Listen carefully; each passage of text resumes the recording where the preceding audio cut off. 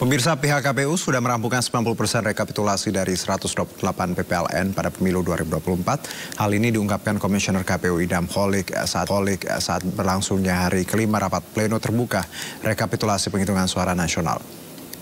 Di hari kelima rekapitulasi suara pemilu nasional di kantor KPU RI, KPU masih menyelesaikan pembahasan hasil penghitungan suara pemilu di luar negeri. KPU RI sudah merampungkan hampir 90% rekapitulasi 128 PPLN dan diperkirakan hari ini selesai. Sementara itu PPLN Kuala Lumpur masih melakukan pemungutan suara ulang pada 9 hingga 10 Maret mendatang. KPU akan menetapkan hasil rekapitulasi perolehan suara secara nasional di 20 Maret.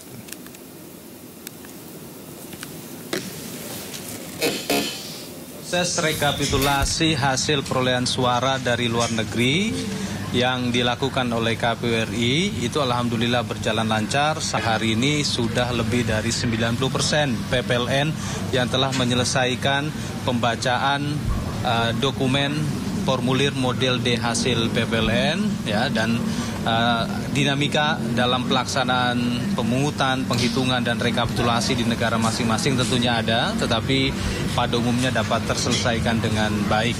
Dan saat ini sudah lebih dari 90% yang sudah membacakan formulir model D hasil dan alhamdulillah semuanya sudah ditetapkan oleh kami. Pakar telematika mengungkap kejanggalan yang terjadi pada sistem informasi rekapitulasi atau Sirekap milik KPU. Calon Wakil Presiden nomor urut 3 Mahfud MD mengaku telah mengantongi bukti kuat untuk ajukan hak angket ungkap kecurangan pemilu.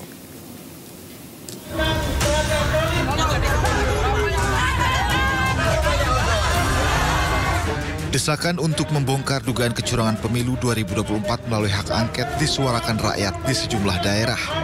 Mereka menolak hasil pemilu karena banyak ditemukan kecurangan. Salah satunya adalah sistem informasi rekapitulasi suara atau Sirekap KPU. Pakar telematika Roy Suryo mengatakan Sirekap tidak layak digunakan.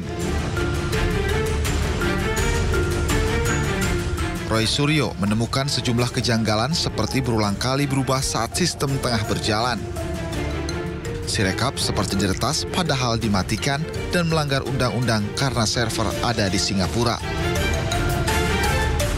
Pada tanggal 14 itu sengaja di hold, kemudian dimasukkan skrip. Gunanya apa? Gunanya nanti semua hal yang keluar itu akan masuk dalam perhitungan tadi. 24, 58, 17. Jadi mau kapanpun angkanya itu. Calon Wakil Presiden Mahfud MD mengaku memiliki bukti untuk membongkar kecurangan pemilu. Mahfud menyebut tinggal menunggu waktu untuk mengajukan ke DPR. Kami yakin punya bukti-bukti yang kuat. Angket itu sudah digarap oleh Pak. Saya bukan orang partai, saya tidak ikut dalam angket. Tetapi saya pastikan angket itu jalan. Kubu nomor urut 1 Anies Muhaimin dan 03 Ganjar Mahfud saat ini tengah berkolaborasi untuk gulirkan hak angket. Namun, mereka masih menunggu PDI Perjuangan yang memiliki suara mayoritas di DPR. Tim Liputan iNews melaporkan. Ketua Majelis Pertimbangan P3 Romahur Muzi alias Romi membantah kabar bahwa P3 akan dukung pemerintah dan akan mengesampingkan hak angket. Romi bahkan berpendapat hak angket diperlukan untuk mencari fakta berbagai dugaan kecurangan pemilu yang banyak muncul.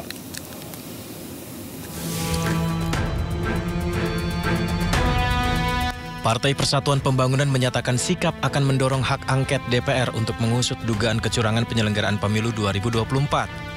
Pernyataan tersebut langsung disampaikan Ketua Majelis Pertimbangan P3 Romahur Muzi alias Romi. Pernyataan tersebut sekaligus membantah kabar P3 tidak kompak dengan partai koalisi pendukung Ganjar Pranowo Mahfud MD lainnya terkait penggunaan hak angket. Kesepakatan untuk mendorong hak angket bahkan sudah disampaikan dalam pertemuan para ketua umum partai politik pendukung Ganjar Mahfud pada 25 Februari lalu.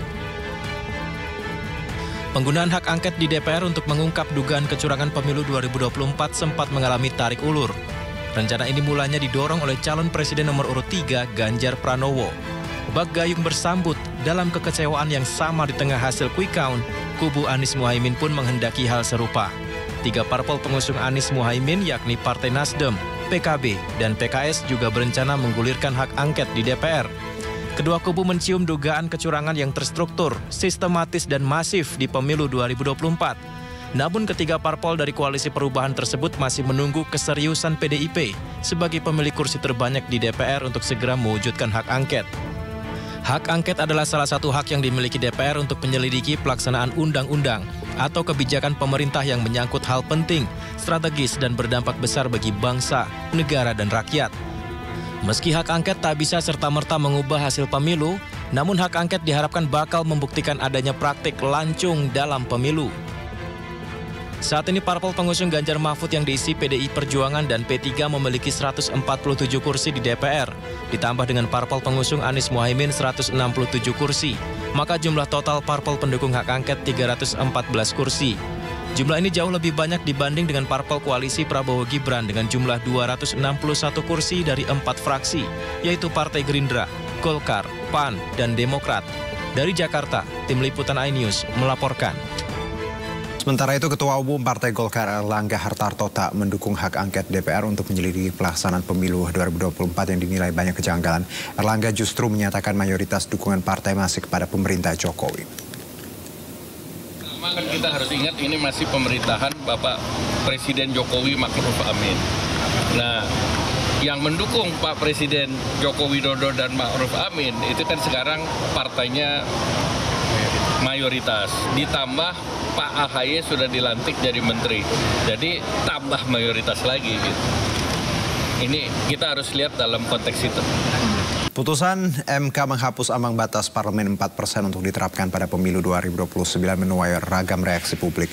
Perludem sebagai penggugat menilai persentase ideal ambang batas parlemen adalah 1%. Sementara pakar hukum tata negara menilai putusan MK seharusnya bisa langsung berlaku di 2024.